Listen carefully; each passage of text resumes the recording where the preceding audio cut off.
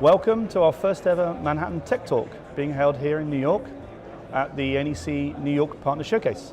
I have three illustrious individuals with me. Many of them you will know. Steve Durkee, President of Milestone AV, President of the Commercial Products. Hello, Steve. Hello. Rich Ventura, VP of Business Development and the incoming Chair of Digital Signage Federation next year. Good. Hello, Rich. And Jeff Hastings, CEO of BrightSign. So thank you all for joining us. We're going to have a little conversation about technology, I think, mainly, as we're here. We're at the NEC Showcase. Now, interesting thing, Steve, your company has exhibited at the NEC Showcase for many years. This is your actual first time here. So what's your impression? Well, you know, Rich and I had talked about the event, and he had said you need to come here to understand it, and you were absolutely right. I mean, it's impressive to see the application focus here, the partnerships that are here. So I had heard from my team each year that the show was really a valuable event, and firsthand, I certainly believe it. Right, Rich, this is the second time you've been here at Sur Stage 37? Correct. And this is the second show you've ever done, because your first show on your own, really, was last year? Not really on the own. It's Keith Yankee and I put this on together. And the show here this time bigger than last year? We went from last year we had about 19 partners. This year we have 45, 46 partners, and we're showcasing over 85 different solutions. Okay. But it says something about the NEC heritage, that the showcase has been going for 15 years? Is that 23. Right? 23 years? Yes. Wow. So Jeff, how many times have you been here? I think this is our second or third time. Okay. Second or third time.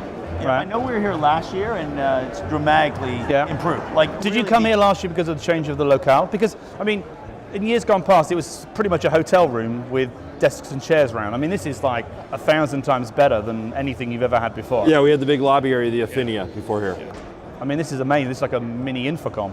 Yeah, and I think last year was our first year, because we talked about it. It was like, we were kind of, on it on the year before, and then they talked about the new space. Like, wow, so it really sounded good. So then we came in last year, and then this year it's a big step up. I think Rich said earlier that they had improved the facilities. They knew what the facility looks like, and it's a much better experience. It's fantastic. More open. It feels nice. So how does an event like this? How does Milestone sort of get its message across to the people who come to the showcase? Well, I think as you look, one of the things that they did this year is, people are looking for solutions, and each of us bring part of that solution together. So what we're able to do is show our products in the application, and then each of the locations with a solution, the brands are showed that are partnered in that solution.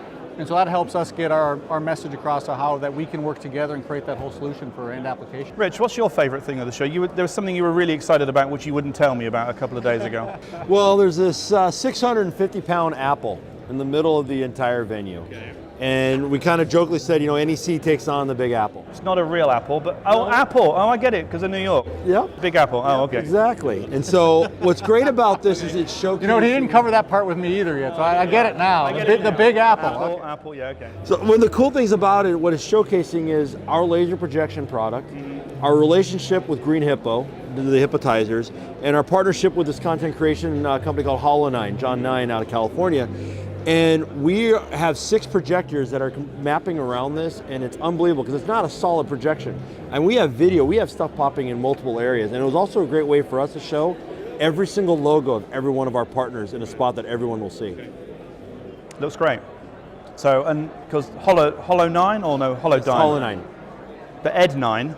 John 9. He sent me an email once and it went straight through my spam folder. And he registered for something, and I had to say, that's not your real name, because it is. He's changed his name. This is his real name. He's done most of the work for the LAX Bradley. JC2Co, for JC2Co, yes. Amazing stuff, and it looks great. Unfortunately, our viewers can't see that. And how do you showcase the BrightSign stuff then? Because you're the box behind all of these great installations. How do you actually showcase that? Yeah, so, the first thing is our new box we just came out with a month ago is way better looking, super cool little sleek device. So what we did was we put it beside all the displays or below a displays. So as you walk out and look at the display, one, you see our logos, as Steve talked about, the logos beside it. But also you see our actual player, really cool little slick device, less than an inch thick. So it allows us to really showcase the box with the applications on the screen, everything from digital menu boards to touchscreen display. So a lot of really cool applications, but we pull the box out from behind the screen so we can showcase it, really show it off. Yeah, cool. Adrian, one of the big things that we did for why we want to do this is we have a mount partner, we have a media player partner. everyone wants to know what's in that solution. So we make sure, as you look at every one of these vignettes, there's the logo of every single company, the content creation company, the mount, all that stuff there, so we can actually sit there and tell somebody, this is what a solution looks like, and here's everybody that belongs in that solution. Okay. Yeah, and I think it's important too that they're not just hanging out there, sitting there. You've got them live, they're real, so people can see the whole thing. This is actually not just a demo. You can go behind a lot of these and see what the installation's going to look like. I mean, that's as helpful for How a many lot people of do you expect through the door? We had 650 registered. We figure we usually get about 100 to 150 walk-ins. Wow. So Yeah. So it's last year I think we were like 450 maybe. So we've increased dramatically. We sent out. We probably target marketed to close to 500,000 people, it's impressive. and our partners marketed as well, which was really important. That's really good. Yeah. So it's actually a big thing for you on the calendar. It is. And if you think about it, the big events, the big thing about us is we operate globally, right? So you've got the London Showcase and you've got the New York Showcase. You've got ISE, you've got Infocom. We do so much stuff in conjunction between us and Europe. These are major events for us. It's major events for our partners, major events for our customers. I saw some senior managers from Europe walking around, so they obviously come over to take a look as well, which is good. Definitely. Now, there were some announcements today. So I mentioned earlier when we introduced everybody that Rich is going to be the chairman of the Digital Signage Federation next year. I think, surely your correct title is incoming chair. Yes. Sounds weird, but I'm vice chairman right now. vice chair. And there were some big announcements today from the Digital Signage Federation, I think. Yep. So we had the Coffee and Controversy event this morning, which Jeff was part of, which was phenomenal. One of the things that Which part, the coffee or the controversy? there was a little controversy. I saw a little bit going on there. What we did, we made the announcement about the Ad Council from the Digital Signage Federation, so the Digital At-Home Ad Council. And as you know, we're a global organization. We focus on education standardization. We focus on building this industry. It's a nonprofit. And we focused, my focus going in as chairman next year and my legacy is creation of the Ad Council. And it is a organization that half of it will be ran out of Europe, half of it's ran out of the US. So the membership of the Ad Council, 50-50. And the goal is to really educate, standardize, and help the industry grow. There is not another organization like this. How is DSF Europe being integrated into DSF proper? Because that was only announced at the beginning of the year, and there's some announcements earlier in the year. Is it? Yep. So we made the announcement at the beginning of the year. Obviously, we spent all of last year getting it structured and organized. We share curriculum education. We share standardization. We're going to start doing hangouts between both organizations so we can talk about global ones. Key thing that's going to happen, which I'm really excited about, and this is part of the Ad Council, and I know you're part of this, is in March at DSE in Las Vegas. In Las Vegas. We will be the DSF will be running the Digital Out of Home conference on the front end of DSE. So it's a whole day conference the day before? The day before, yes. So the Tuesday probably, Tuesday before, yes. Yeah, I am on that. I remember being invited and having lots of panelists and things. I'm looking forward to that. Is DSE something I've seen you big as a DSE, you guys? Oh yeah, no, big opportunity for us as well. Yeah, same thing. In that case, we probably showcase more products just in our own booth, and we spread them out around the show as well. Right. Yeah. Okay. It's an event you enjoy? Oh yeah, for sure. Good, I mean, it's a small event, but it's the right people. Yeah. Yeah, they haven't. It's 4,500 people, I think, these days. It hasn't grown as much as say an Infocom has grown, or it's a different focus though. Because it's on digital signage. The thing is, with Infocom, I mean, they're hitting household. They're hitting every possible thing. You got fog machines, you got LED lights, you got everything, right? Drones, exactly. DSE is the only show that you can go to where it is about just digital signage. Yeah, that's true. And I don't just say that because I'm on the DSF and we're tight and we have a phenomenal relationship with Explanation. It is the only world's show. biggest digital signage show. It is. Yeah. Well, what I like about it is, when a lot of corporations or anyone's looking to do digital signage, what do? They Google digital signage, trade show, and then they comes go. up, and they come. So, for us, it's a lot of basically new people coming in. So it's people that, if they're familiar with it, they kind of know the place to go. But, if you're brand new, like, we're thinking about digital signage, they come to DSE and we get exposure to kind of new blood, if you will, coming in. Yeah, and for us, I mean, the digital signage world is not an industry with clearly defined boundaries of it. It's these people. So for us, it's a relationship event to touch a lot of people, to get involved in projects and opportunities because they're not always crystal So clear. what other shows are important to you as milestone then? Are there things that I don't know about the shows that you really focus on? You know, the big ones that Rich mentioned are the most important. ISEs has become our biggest show Really? by far, and that's just such a great event and the largest Does show. that pain you as an American to say? It doesn't. You know, I love that show, so it doesn't pain You just me like at going to all. Amsterdam, really. Well, and there's that, right? It's getting cheaper to do it, so Yeah. that's helpful. Yeah. I think there's, they had 65,000 people through the door last year. They're getting really good. I had the opportunity to interview a couple of the keynote speakers that they've had in the past. We had Dr. Kaku, who's the theoretical physicist from New York State here. They were attracting some really good people to the event and really huge numbers of people. And I think this year is the largest number of exhibitors. Well, they keep adding buildings. They keep adding buildings. They're adding a hotel. I mean, not obviously ISE, but the RAI are adding a hotel to take up some of the demand. And I think it helps that it's at the beginning of the year. That does help your business planning. You're still going through. When you get to the middle of the year, I love InfoComm. It's a great show, but it just has a different tone because you're in the middle of the year. Do you have an opinion about the Infocom Orlando Las Vegas thing? So you smirk, so you must have an opinion. Well, Do you have an opinion I that go to you can Orlando say? a lot, so I like it when it goes to Orlando, even though a lot of people don't, but I enjoy it for that reason. Yeah, But we tend to see that we just get more people, obviously, from the East Coast in Orlando and more from the West Coast. Right. So we do road shows around the country, so we'll reverse them. So if InfoComm's in Orlando, we'll do our road show out on the West Coast, Okay. and vice versa, because you do get different attendees at the different. That's clever. You get more houses of worship people in Orlando as well, I think. For sure you do, yeah, Southeast. The thing that I will say though that I love about this week, and it's one of the best things, is we get everybody in town, and it's not like we're going to InfoComm or DSC. We all get to talk, and there's a lot of engagement. You've had Coffee and Controversy this morning. You've got your event tomorrow. You've got this event. There's so many opportunities for engagement and conversations that don't happen when we're in town for InfoComm and DSC, because we're running from dinner to dinner. We got to worry about our trade show booths. We got to worry about the stuff. Here, it's much more we get to engage. I always find that when I go to an ISE, DSC, or Infocom, which we do, it's only the evenings. So I have like 5 or 6 opportunities to meet people, 5 or 6 dinners. Yep. Whereas when I'm doing something in a week where there's a mix of events, you could pop in and out. And you can do 2 or 3 cocktail evenings, you know, in an evening. We do sometimes do that. We're journalists, we're allowed to do that. That's the rule. But there are, the hats off to the Digital Signage Federation for even coming up with the idea of a coffee and controversy debate. Yeah, and I Something think completely different, rather than a person standing in front of slides presenting something. You know, it's a completely different format. So, what else have people noticed that's been a big topic of conversation this week? Anything exciting? I'm thinking of sorbet flavored, fruity sort of things, because we've been questioned by it several times. Yep. So yes, we did make a fairly large announcement in Europe about Raspberry Pi, and actually Jeff and I were talking through a lot of that, and it's we're excited about it because it is something new and different, right? And it's not, one thing I always tell people about NEC that I love about NEC, the reason I came to NEC is the story behind the term multi-sync. And if you remember when we bought monitors back in the day, you had to buy a special video card to go with that monitor. NEC said, why do we need to do that? Why can't we create the ability of syncing? Non-proprietariness. We've always touted ourselves about that. OPS, non-proprietary.